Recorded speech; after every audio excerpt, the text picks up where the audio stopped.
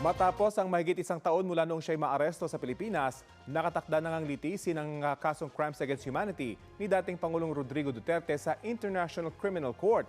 Yan ay matapos kumpirmahin ng ICC ang lahat ng charges laban kay Duterte.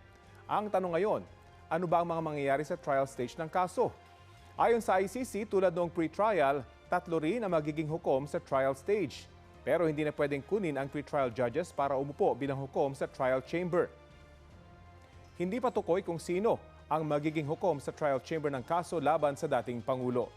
Ang trial chamber ang magiging responsable sa mga pagsasagawa ng status conferences o ang pagpupulong kasama ang counsel o abogado ng parehong panig. Pagkonsulta sa bawat partido para sa pagtatakda ng petsa kung kailan sisimulan ng paglilitis at pagpapatupad sa mga pamamaraan para matiyak na magiging patas at mabilis ang proceedings. Ang trial chamber din ang magdedesisyon sa iba't ibang preliminary issue kabilang ang paraan ng paglalabas ng mga ebidensya.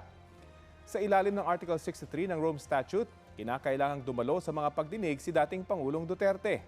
Depende na sa desisyon ng mga hukom kung face-to-face ito o sa pamamagitan ng video conferencing. Bilang isang ICC suspect, kabilang sa mga karapatan ni Duterte ang gamitin sa pagdinig ang lingwaheng kaya niyang intindihin at salitain. Magpresenta ng ebidensya at magpatawag ng testigo. Magkaroon ng sapat na oras para paghandaan ang kanyang depensa. Pwede rin siyang manatiling tahimik at hindi rin siya pwedeng pilitin na magbigay ng testimonya.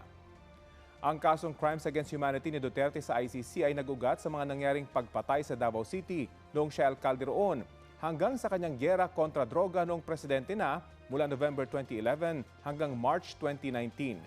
Hindi pa tiyak kung kailan magsisimula ang trial proper pero ayon kay ICC Assistant to Counsel Attorney Cristina Conti, posibleng simulan ito pagkalipas pa ng 8 buwan hanggang 1 taon.